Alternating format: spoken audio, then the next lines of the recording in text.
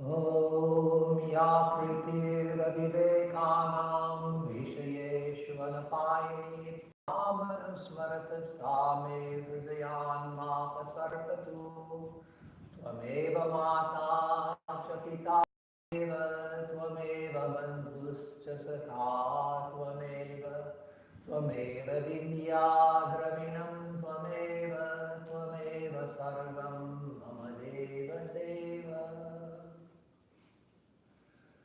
That intense love which the ignorant bear towards the objects of the world, may I have that same intensity of love for thee, for thou art my mother, thou my father, thou my friend and only companion, thou art my wealth and my only knowledge, thou art my all in all, O Lord of Lords. Vasudeva Sutam Devam Kamsachanuramardanam Devaki Paramanandam Krishnam Vande Jagadgurum Mukam Karoti Vachalam Angum Gandhayate Girim Yatprimatamaham Vande Paramanandamadhavam. I salute that supremely blissful Madhava, Krishna, by whose grace the mute are made eloquent and the lame are enabled to climb over mountains. Naham karta hari karta tat puja karma chakilam tathapi yat kritam maya tat prasadena kevalam. I am not the doer, the Lord is the doer. And yet all that I do is worship of Him. And yet even that worship is by His grace alone. Om Shanti Shanti Shanti Hari Om Tat Sat. Om peace, peace, peace be unto us all.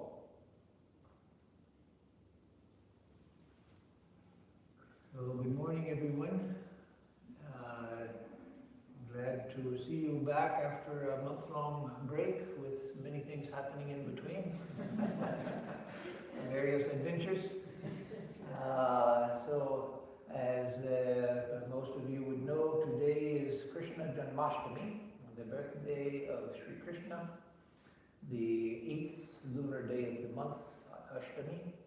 And so I wanted to speak some about Sri Krishna.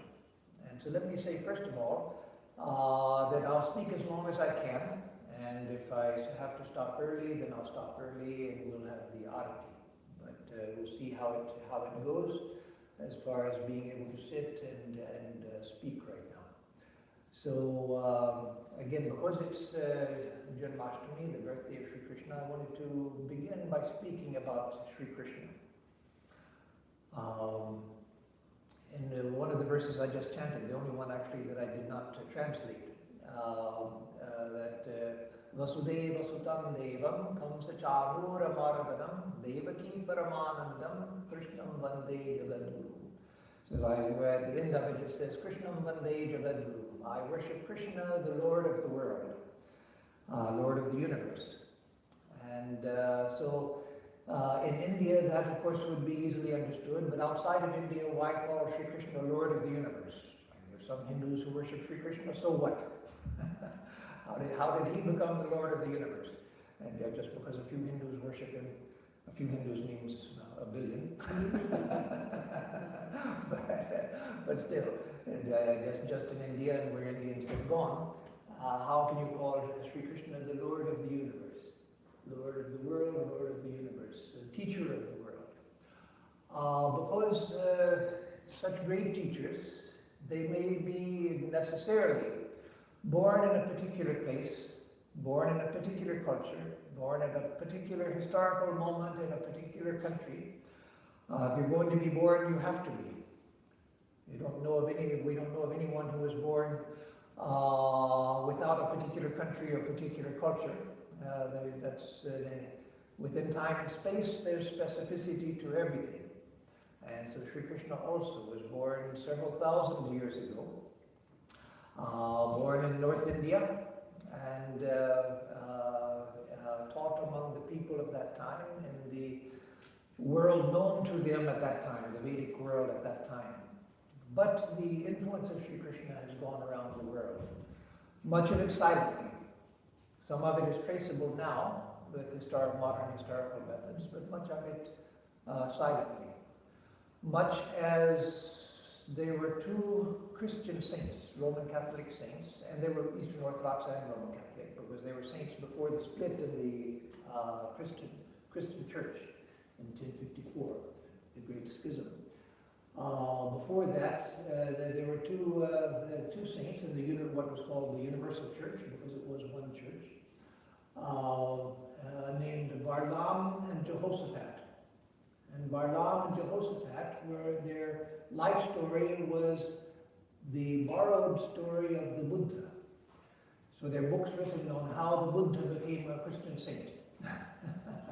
Jehoshaphat was from the word Bodhisattva, and their linguistic ways of tracing the change of the name to Jehoshaphat.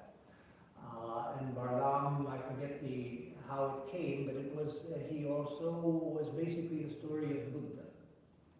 And so the Buddha himself was worshipped for many centuries. Until the 20th century, the Vatican declared that Barlaam and Jehoshaphat were mythological figures and were no longer considered saints of the church. But that was because they recognized that it was the borrowed story of the Buddha. And so in a similar way, Krishna also had a profound influence, both his life and his teachings on world religious thought.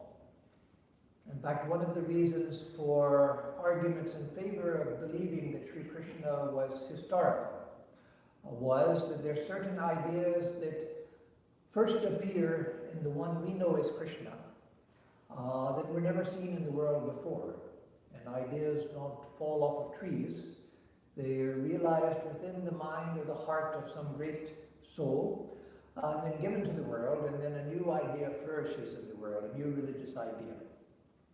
Each great religious teacher, whether Buddha or Jesus or Ramakrishna, or the more ancient ones of Rama and Krishna, each one has given something new to the world.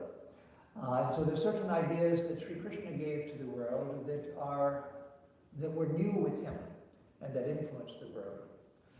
Early missionaries to India, they immediately noticed similarities between the life of Sri Krishna and the life of Christ. And so they made the assumption that the life of Krishna was the borrowed life of Christ, that Sri Krishna was, that the Hindus had heard about Christ long before through some means or another, and had made up the story of Sri Krishna, patterning it on the life of Christ. But of course, when you make an assumption like that, you have to be very careful, because if the one who you say is a creation was earlier than the one that you say is the source, then the tables are turned. And so, not that there's any use in trying to prove that Jesus was an imitation of Christ. I mean, of Krishna. No, that's not the point. But Krishna was long, long before Christ. In fact, when Alexander stretched his empire to the frontiers of India, where finally his empire ended, or the stretch of his empire ended, the people with him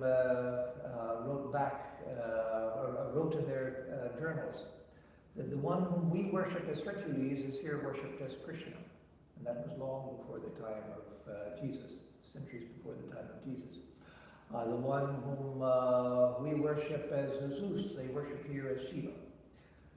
At that time, the ancient Greeks, the ancient Romans, and much of the ancient world, like in India, they looked for similarities.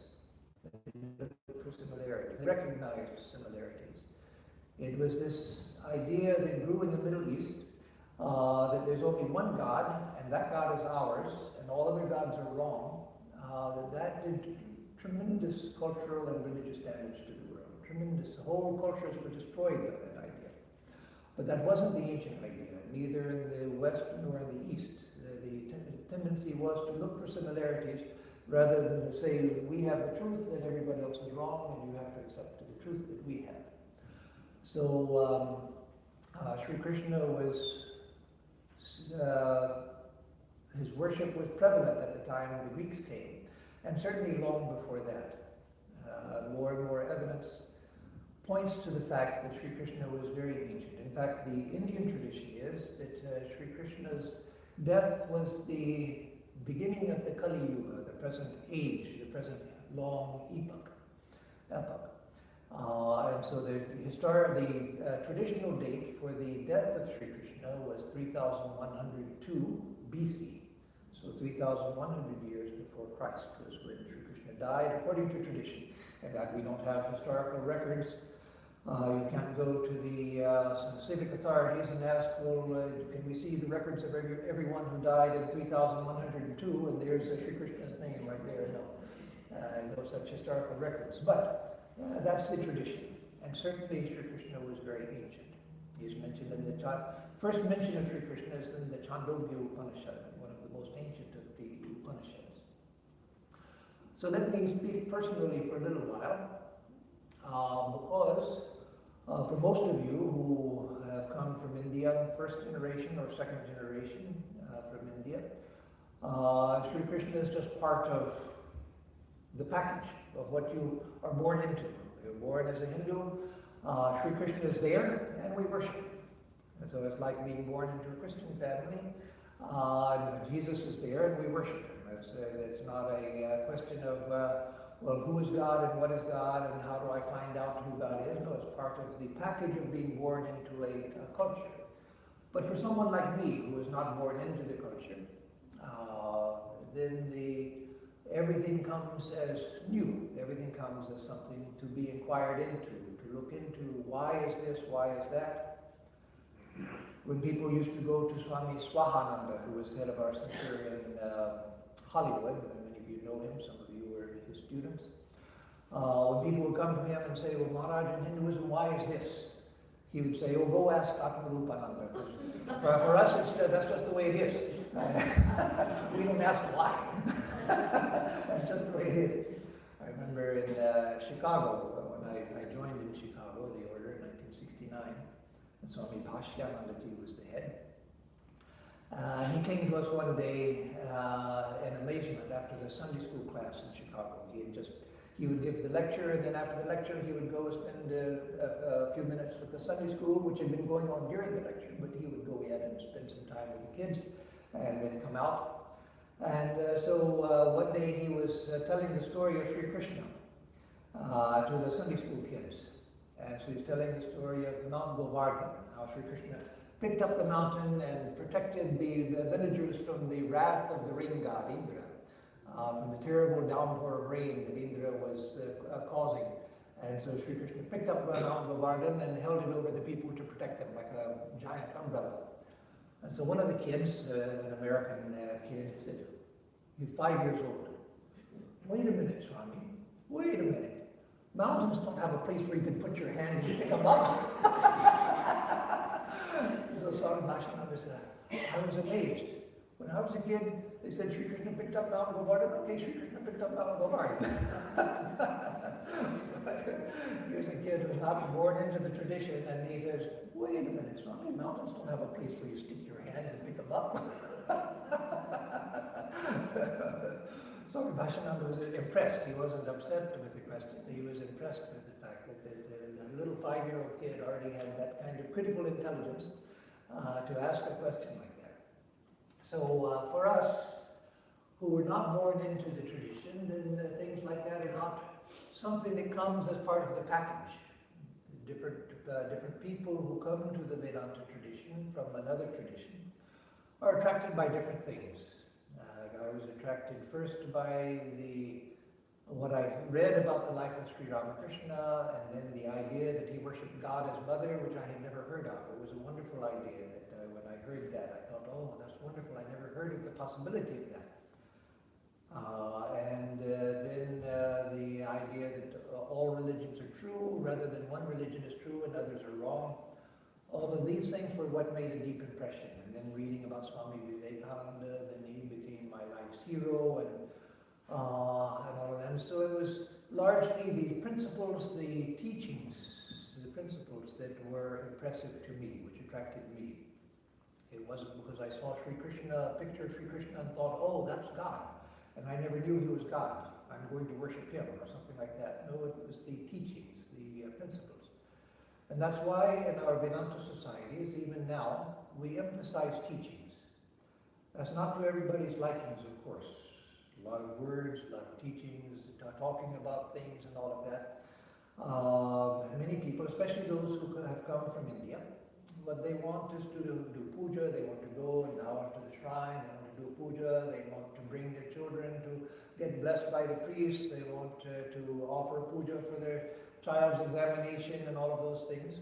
And that's good. And that's why there are community Hindu temples. But that's not what we do. That's not what we do, and that's intentional that we don't do that.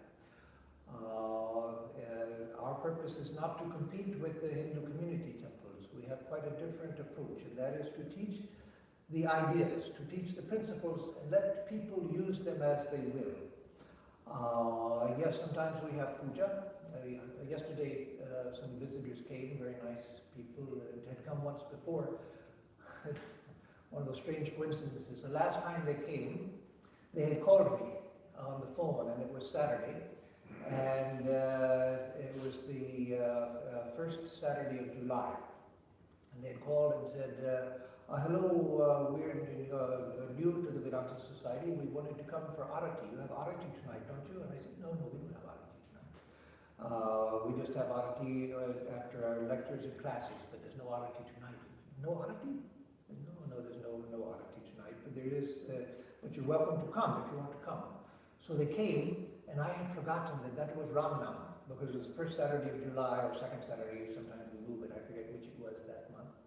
And so there was Arati. And so I wasn't very here. I told them there's no Arati tonight, and they come in and there's Arati going on.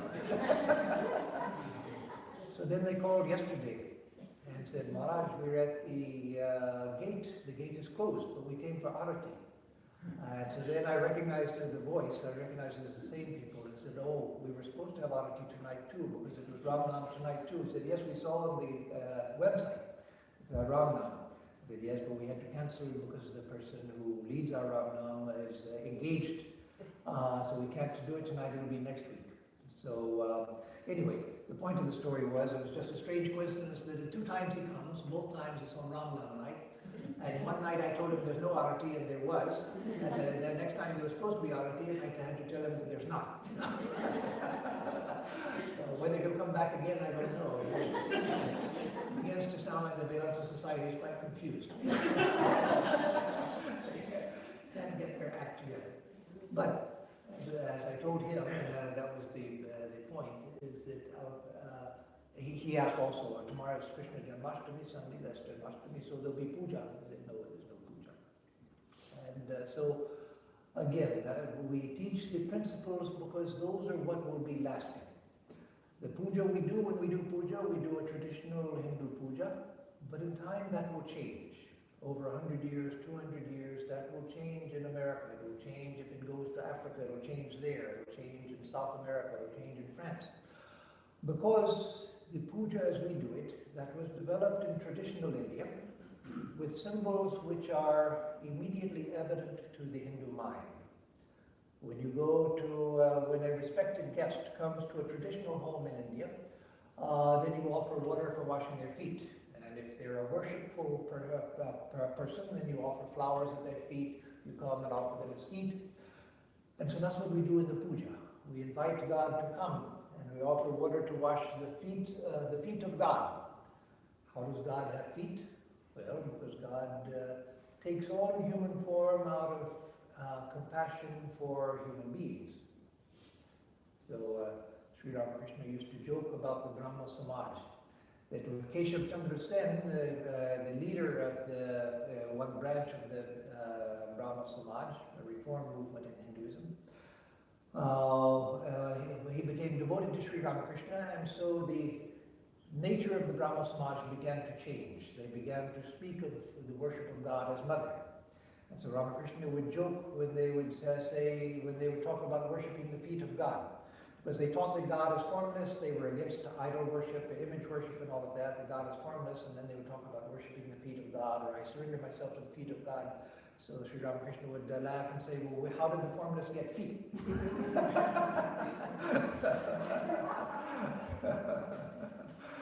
So the idea is that in the puja, in the arati, we do it in the traditional way because that has thousands of years and millions of people doing it regularly, and so it has the power of the symbols have the power of all of that history behind it. But in time, as the puja is translated to another culture, to another place, another geography, then gradually the symbols which are immediately evident to those people will come forward. That will take time, because you can't make these things up. You can't sit around in a committee and say, okay, now for this we're going to substitute that, and for this we're going to substitute that, because I think it's a good idea. No, that's not how it happens. It comes from deep within the heart. When a person who is imbued with the principles wants to offer worship, then the time will come when gradually the little things begin to change, so that the symbolism becomes transparent to the local mind, transparent to the mind of the local people. And so that will change it. But again, we haven't, you say, well, why don't you change it now? Because you don't do such things deliberately by the conscious mind. It has to come from deep within. Just as the puja itself. There wasn't a committee of sages that sat around and with some graph paper and drawing little diagrams and saying, okay, well, we're going to institute a new worship, we're going to put this here, we're going to put there on the graph paper, and then you're going to move this from over here and take some of this and put it there, and no, it's not like that. It comes from deep within the heart. And in the Puranas, the ancient Indian myths, you see the roots of such things in the ancient stories about the man who climbed up into a bell tree but to get away from tigers and other wild animals, because he had to spend the night there. And so just out of nervousness, he started picking bell leaves and dropping them, and it just happened that there was a Shiva lingam under there. So by the end of the night, Shiva appeared to him full of beneficence and full of blessings. And the man was astounded, but Shiva said, it was because you worshipped me with bell leaves all night. And so, not that that's necessarily a historical story, that it actually happened. It might have, it might not have. But the idea is that such things happen in such a way. They come from deep within the heart, or they come by some divine accident that suddenly an association is made between an action and a worship. And so in time that will happen.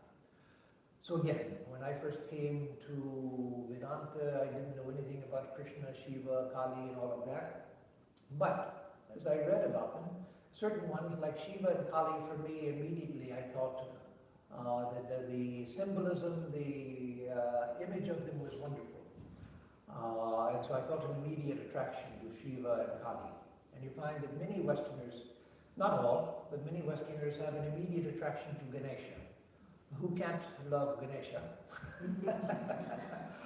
And so with Hanuman, many. I knew a German woman, she's long passed away. I knew her when she was 85. She was an 85-year-old yoga teacher. She taught farmers on the island of Fehmarn in the Baltic Sea, off of the north coast of Germany, the Baltic. It's a big island and an agricultural island, and so she taught farmers and their wives yoga, hatha yoga. But in her house, she had Ganeshas everywhere. She was a traditional German woman. She had fallen in love with Ganesha, so she had a collection of Ganeshas all over the house. Everywhere you looked, there was a different Ganesha. And so the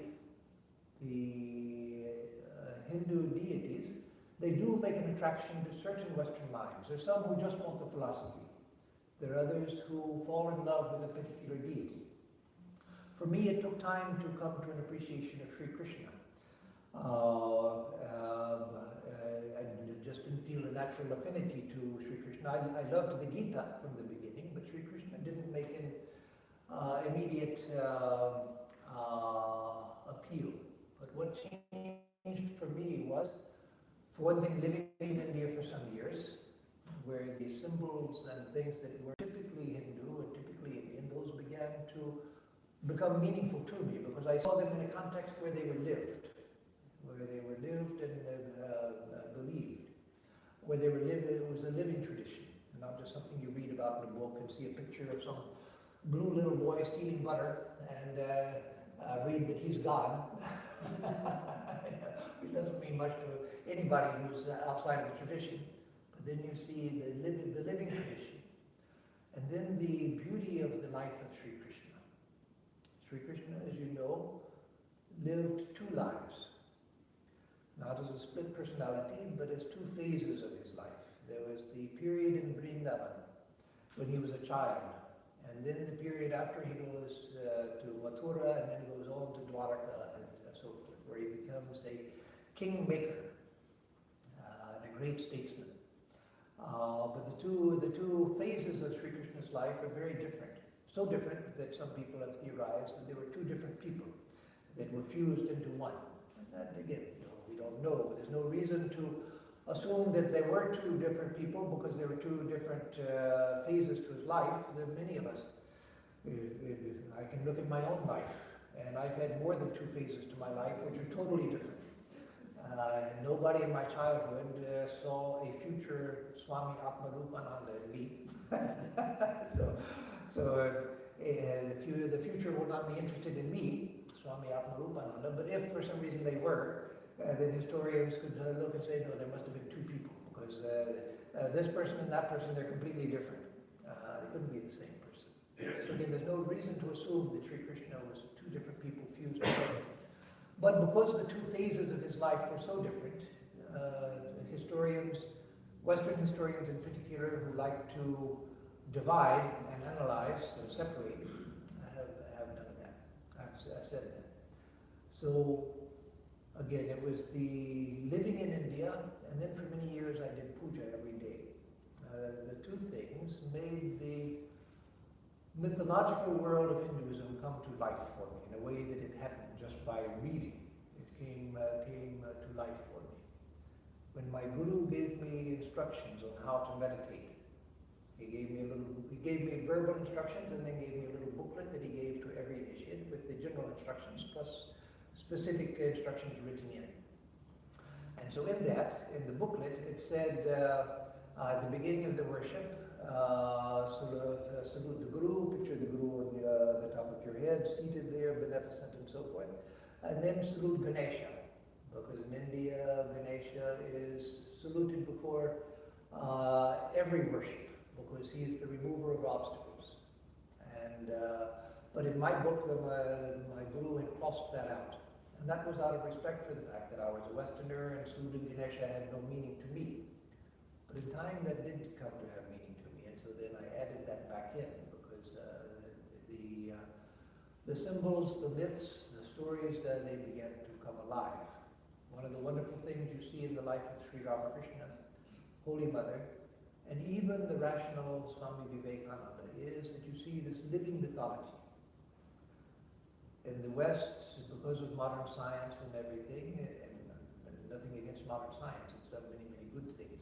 But because the emphasis of modern science was on what's measurable, what's demonstrable, what is factual in the here and now and can be proven by documentation, by measurement, etc. It destroyed the old myths, including the mythology of Christianity, much of it, not all of it, but much of it. The 6 days of creation, Noah's Ark and things like that. A rational mind, a scientific mind can't believe such things now. And of course, Greek and Roman mythology had long been destroyed before that. The ancient Germanic mythology, Norse mythology, Greek and Roman mythology had been destroyed by Christianity. And then much of Christian mythology and Jewish mythology had been destroyed by modern science. And so then to see a living mythology, where mythology was not confused with history.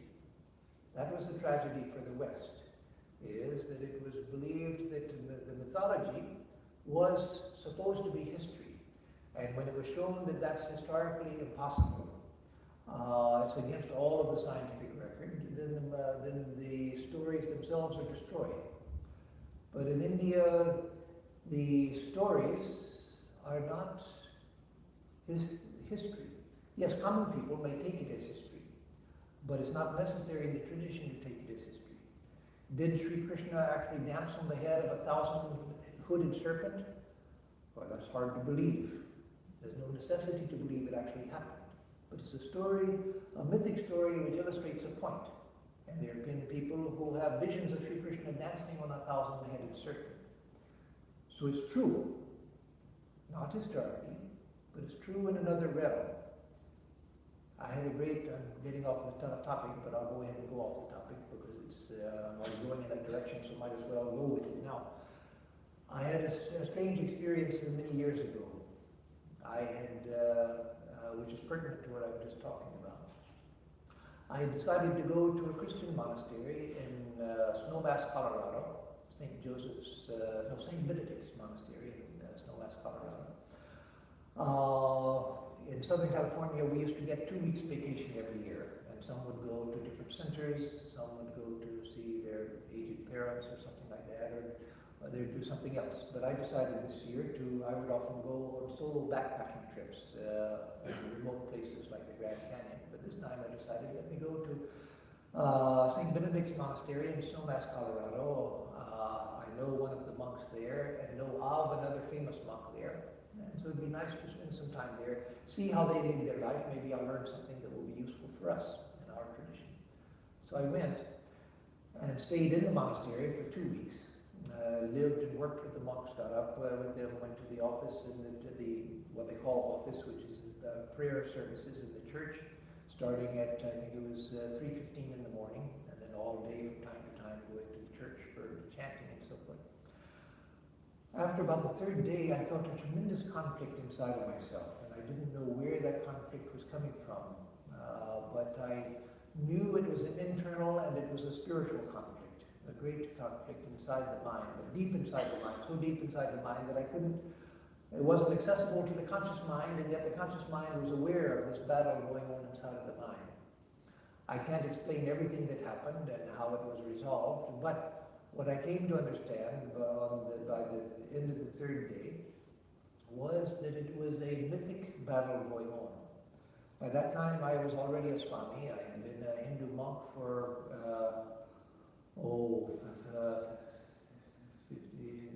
almost 20 years by that time. 15 years by that time, actually, exactly 15 years. And so my whole life had been involved in this, what I'm doing now.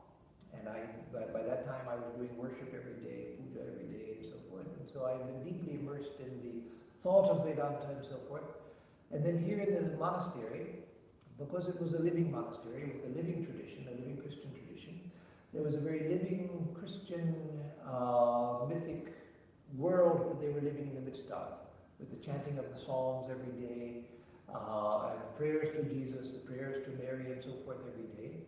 And so what I finally realized was that it was the mythic world that I had been living in the midst of, and consciously and deliberately immersing my mind into, which was conflicting with the Christian mythic world. Not that one is right and the other is wrong. No, that would be contrary to the very principles of Vedanta and to the teachings of Ramakrishna. But that they were different. The emphasis on sin, the emphasis on forgiveness of sin, the emphasis on crucified Savior, the chanting of the Psalms, which some of them are very beautiful, but many of them are about smiting down my enemy and so forth. There was a very different mental world from the world in which I was living, the Hindu mental world in which I was living. So then I realized that no, there is such a thing as a mythic world of experience, a mythic world of experience. These, you can write them down on paper. You can put down, this is the stories about Sri Krishna's life, this is the stories about Sri Rama, these are the stories about Shiva and Kali and so forth, Ganesha, and so forth. And then this is the Christian story and all of that. And then you can study them as stories and say, oh, this is an interesting story, and this is an interesting story, or this is different from that, and here there's a point of similarity. It's all an intellectual exercise. But if you immerse yourself into a realm of thought, a living realm of thought, and a living realm of experience, because these are realms of experience, then you find that these different realms, they have their reality, and one is not the other. Again, they're not contradictory in the sense that one is true and the other is false. That was the great mistake of the Middle Eastern religions, the Semitic religions, the Abrahamic religions, is that they said, if ours is true, the others cannot be true, because they teach something different. That was a terrible mistake which did huge harm all over the world, destroying whole cultures, including the native cultures of the Americas. Destroyed in so many countries. No, not that. But they are different. They are different. And so then I resolved it while I was at this Christian monastery. Once I saw what the conflict was, I resolved it by realizing that what I had been doing was, in order to experience what they were experiencing, I was throwing myself into their world. And I couldn't do that because I belonged now to this other world. That was the world in which was a living world of experience for me, not this. And so then all I had to do was just to back up and observe, to participate, to join the singing and everything, but not try to immerse myself into it, because that was what was causing the conflict. Because there were so many things where one was leading in one direction, the divinity of the self, the purity of the self, the divinity of the individual, the divinity of everything. That in contrast with the sinful nature of the individual, the necessity of being washed in the blood of Jesus and being saved and so forth, and only through the crucified Savior, accepting Him, can you come to salvation, and so forth, and many other things. The one birth versus punarjanma, reincarnation, and so forth, karma theory and all of that. There are so many things. So that convinced me, or not convinced me, it showed me the truth of the mythic worlds in which we inhabit. And so that's another reason why in our Vedanta societies we emphasize teaching. Because for those who grow up in a tradition, if they continue to follow that tradition, then that's fine. You don't need the teaching is good for everybody, but you may not want so much of it because you already know the outlines of things. But for others, it's extremely important because it's that way that you learn to look at the world in a new way. In fact, I would say that even for those born in the tradition, it's extremely important because in the teachings of Sri Ramakrishna Swamiji, the Holy Mother, they taught a new way of looking even from within Hinduism, based on the ancient Hindu tradition, but a new emphasis, a new way of looking at people, a new way of looking at society, a new way of looking at my participation in society, a new way of looking at the goal of life, a new way of looking at the divine, God. And so that, if we're going to internalize it, we have to first do it through ideas. We first do it through ideas. Then those ideas go deep, and then they become a part of our experience. And then we enter into a living realm of thought. But that takes time. In fact, I often think that would take 2 or 3 centuries before these ideas become tremendous powers in society. They will become powers in society, I'm convinced. But it will take 2 or 3 centuries because these ideas have to percolate in. They have to settle in individual minds like ours, where they'll take root. And gradually we'll learn to express them in our own lives. And that will spread to others who will learn to express it in their lives. And then in time that will become a force in society. Again, not to change everybody, not to make everybody like us, but these ideas of the universality of religion, that all religions are true, that every soul is potentially divine, every soul is divine. As Swami Vivekananda said, even in India, these ideas had never been given full scope. They were never allowed to be taught to the common people. They were the preserve of monks and forest retreats. And so for these ideas to seep into society. So now coming back to Sri Krishna, I came to appreciate Sri Krishna more and more. And one of the things that I came to appreciate so much was the beauty of Sri Krishna. Sri Krishna, every divine image, every way of looking at the divine, every face of the divine illustrates an aspect of divinity, a unique aspect. That's why there are so many gods and goddesses in the world, not just in the Hindu world, but in other traditions as well, because each one illustrates some aspect of divinity. And one of the things that Sri Krishna illustrates so beautifully is beauty itself. The idea of Satyam, Shivam, Sundaram. God is what? Many ways in the Hindu tradition of expressing God. One is Satchidananda, which is the most common, existence, consciousness, bliss itself. But there's another which is used especially in the Vaishnava tradition, in other Hindu traditions. Satyam, Shivam, Sundaram. The God is Satyam, truth, truth itself. Truth means what? Truth means that which is. Untruth is that which is not, but pretends to be. Truth is that which is. So God is truth. God is that which is. God is being itself, truth itself, existence itself. So Sri Krishna represents Satyam, existence itself. It also represents Shivam. Shivam means what? Auspiciousness, goodness. In most simple terms, goodness. So Sri Krishna represents goodness, the goodness of God. Not goody-goodiness, to use the American expression, goody-goody, meaning someone who's goody-goody is someone who goes around telling on other people, oh, the teacher, look, he did something bad, oh, teacher, she did something bad, and always trying to get other people in trouble in order to protect themselves, and always pretending to be good. No, not goody-goody, but goodness itself, deep goodness itself. That's who God is. And Sundaram, so Sri Krishna's beauty.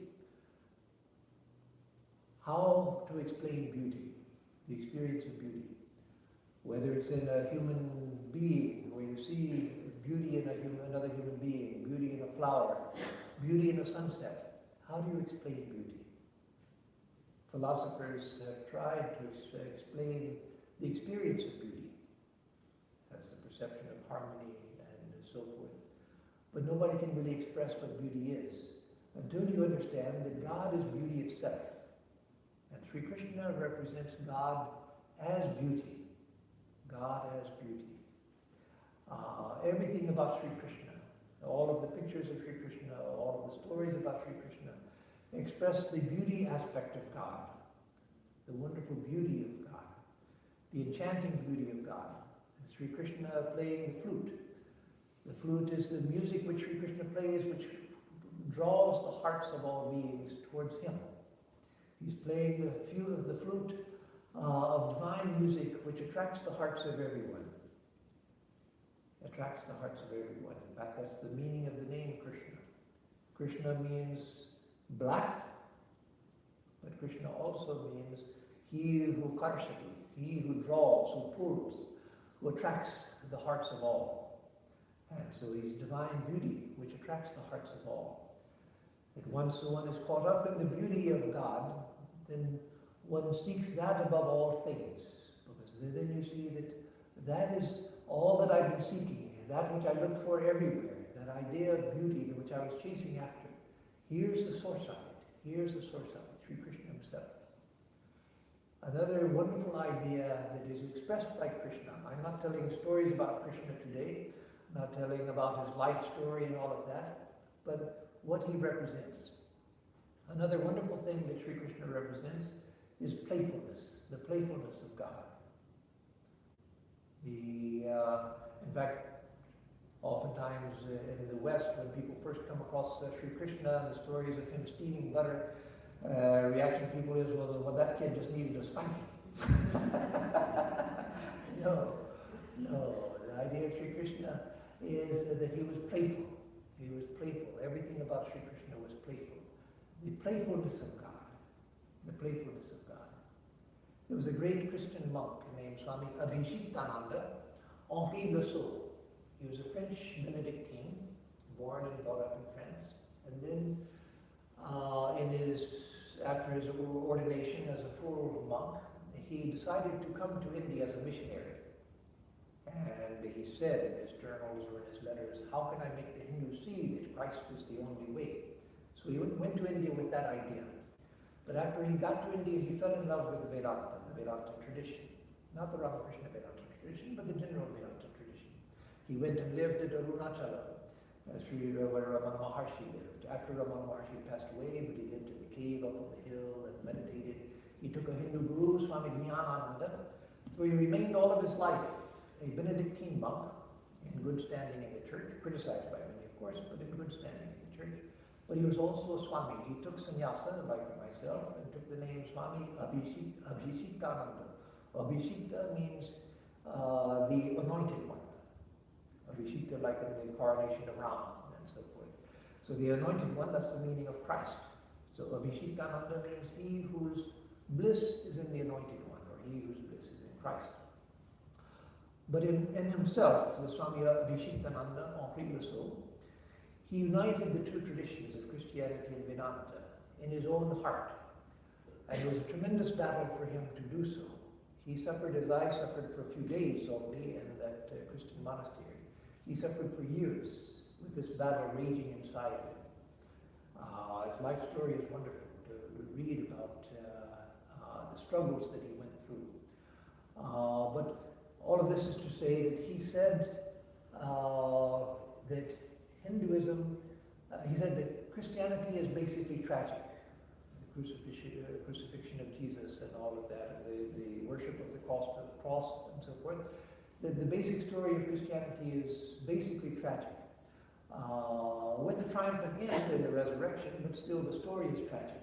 Whereas Hinduism has a wonderful sense of divine playfulness. And that you see in Sri Krishna.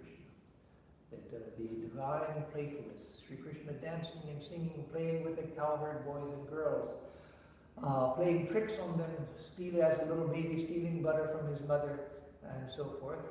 No, that's not a condoning of stealing. No. If you even I did that as a kid, not because there's any other similarity between me and Sri Krishna, but my mother once had set out a table for a luncheon of her friends when they were to come over. And so I climbed up on the table as a little toddler, climbed up on the table and went straight for the butter.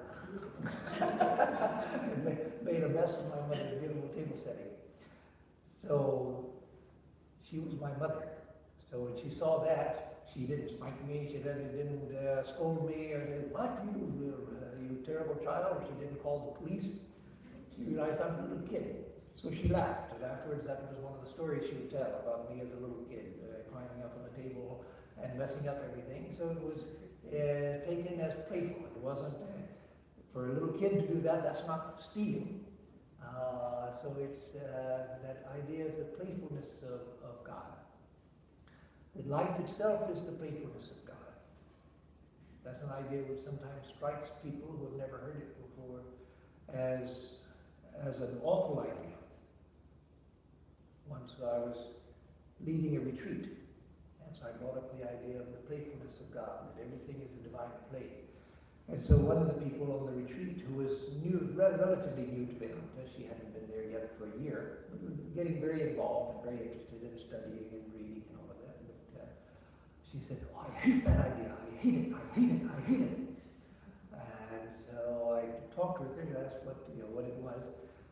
She understood the playfulness of God, meaning that nothing is serious, nothing matters, and people's suffering doesn't matter. If somebody's suffering, oh, it's just the playfulness of God. God is just having a good time. No, that's not the meaning of the playfulness of God. The playfulness of God doesn't mean that I sit here and laugh at what God is doing to other people. No, I have to learn to take my experience. In the Vedanta tradition, everything has to be always understood from the subjective standpoint. My experience says the playfulness of God. I fall off the bike, break my hip, I'm in terrible pain for a number of days. Yes, that also is Sri Krishna's play. That also is Sri Krishna's play. It's my fault, my weakness that I can't see that. It's my weakness that I can't see that. It's my weakness that I bemoan my fate. If I could see everything as the play of God, I could see that also was part of the play of God. That also was part of the play of God. I have to be able to see from the inside my experience as the play of God. Not sitting here and looking and seeing, oh, 6 million people killed by Hitler, oh, that's the wonderful play of Ma Kali, oh, let's all dance and clap. No, that's not the meaning of the playfulness of God. It means that if I'm one of those people who's killed by Hitler, I dance and laugh and clap at my being killed because that's the playfulness of God. That's the meaning of the image of Kali. On one hand, she's giving fearlessness and wounds. On the other side, she's cutting off your own head. That's your head she's cutting, not the head of demons. That's your head she's cutting. So, if you can see everything is coming from Ma Kali, then everything is a blessing. Everything is a blessing. If I can see the playfulness of Sri Krishna, that everything that happens is the blissful play of Sri Krishna, then yes, even a broken health, even suffering, even pain, that also is the play of God. That's a difficult thing, a very difficult thing, an extremely difficult thing. But it can be done. And the way to do it is from the inside, not looking at the playfulness on the outside, but look at it from the inside. So Sri Krishna represents divine beauty. Sri Krishna represents divine playfulness. And let me conclude by saying a word about the ideas that Sri Krishna contributed to world religious thought, which is something I referred to at the beginning of the talk. One of the reasons for believing that Sri Krishna, there must have been a Sri Krishna. Was he a bright colored blue? Well, I've never seen a person that was blue, and so I doubt that Sri Krishna was actually blue. But the Sri Krishna that we worship is blue. The Sri Krishna that one sees in visions is blue. So yes, Sri Krishna is blue in the mythical realm.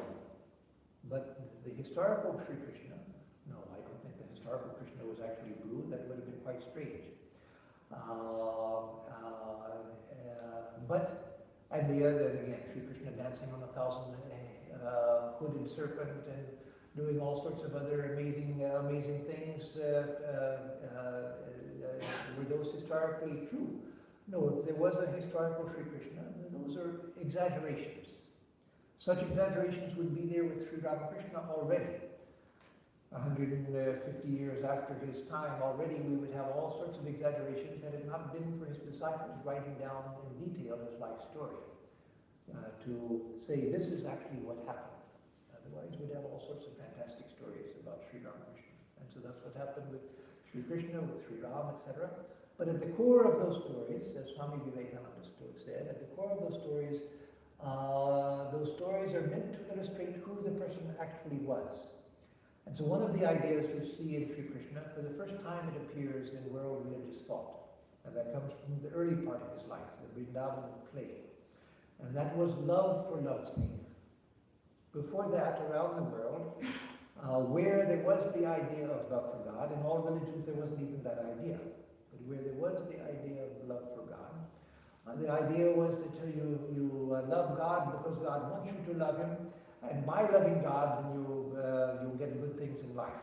And so it was sort of love for barter's sake. But Sri Krishna taught to know love for love's sake. Love is its own reward. You don't need anything beyond love. Love is the highest reward. The highest reward. So love God because love is love itself. Love is truth. Love is goodness. Love is beauty. Love is its own reward. You need nothing else besides that. So don't love God because you get something good back. Love God because love is love itself. Another teaching of Sri Krishna, which comes more in the second phase of his life, including the Gita, is work for work's sake. That's a very strange idea, work for work's sake. We all work for something else. You know, the bumper sticker, which used to be very popular, I don't see it much nowadays. I don't see bumper stickers in general much nowadays. But back in the 70s, 80s, 90s, bumper stickers were very popular, especially in California where I lived in those years. One was, I owe, so off to work I go. Making fun of the old Snow White and the Seven Dwarfs Disney film song. And so we work because we need something. We work because we have to have a paycheck. We work because we want to accomplish something. We work because we want recognition. We work because we want to have a career. We work because we need to support a family and so forth. So everything that we do for a motive. But Sri Krishna says no. Work for work's sake itself. Don't work for any other motive. Work because you can't not work. Go home, sit on your couch, and make a determination, I'm never going to move from my couch. I'm not going to do anything else. You can't do it. Go crazy in the attempt if you try to force yourself. You can't do it. You have to be active. You have to do things. Even those who spend all of their life avoiding work, they're doing other work to avoid this work. They're doing things in order to avoid what they're supposed to be doing. And so you have to work. So work for work's sake. Because there the idea is not that work is its own reward, no. But because the self is free from all work. And so let the body and mind be engaged, but you stand free. Either by surrendering their work to God, saying, you are the doer. Naham karta hari karta. I'm not the doer. The Lord himself is the doer of all action. Or from the standpoint of philosophy, the standpoint of knowledge, because I'm the self. I'm consciousness itself. I'm the witness. Let the body and mind act, but I stand back as the witness. So in that way one becomes free from work. Not doing it for an ulterior motive, but because it's there to be done. And so let the body and mind engage in it, but let me be free. So the idea of love for love's sake, the idea of work for work's sake, and then the harmony of all religious ideas, which is expressed in the Gita. That was already in the Vedas. It's one of the foundational pillars of the Vedas, the harmony of all ideas. But Sri Krishna gave new force to it through taking all of the prevalent religious ideas of his time and saying how all of them are true, all of them fit together. Each one has its own place. And so the harmony of all religious ideas. Swami Vivekananda said that the greatness of Sri Krishna was that he knew the place of everything. He knew the place of everything. He gave a proper place to everything. He gave a proper place to work. He gave a proper place to renunciation of work. He gave a proper place to spirituality. He gave a proper place to artha kama dharma, that is to accumulation, to the enjoyment of life, and to righteousness and so forth. He gave a proper place to everything. And that, he said, Sri Krishna was greater than the Buddha, because the Buddha's message could only be realized through monasticism. But Sri Krishna gave a place to everything, the rightful place to everything. And his teaching, his message can be realized through any form of life, in any field of life. It can be realized. So I'll close here and pray to Sri Krishna that he bless us all, and bless all beings, and bless us also with the realization of the divine playfulness of God, the divine beauty which is God itself, divinity itself, and the lessons of love for love's sake and work for work's sake, and the harmony of all religious ideas. So let me give a closing chant, and then I'll give announcements, and then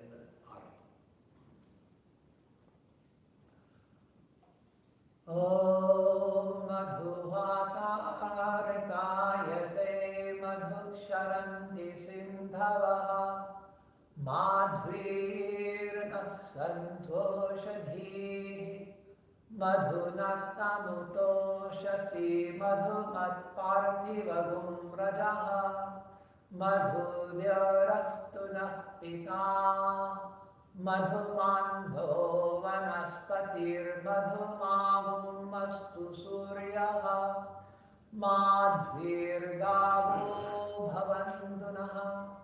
Om Madhu, Om Madhu, Om Madhu. For us who seek the truth, and for all living beings, may the winds blow sweetly. May the rivers flow sweetly. May the herbs yield us sweetness. Sweet be the night at the break of day. Sweet be the very dust of the earth. May the heavens pour down sweetness upon us. May the trees, lords of the forest, bear us sweetness. May the sun shed its sweetness upon us. May all the directions pour forth sweetness. Oh, sweetness, sweetness, sweetness.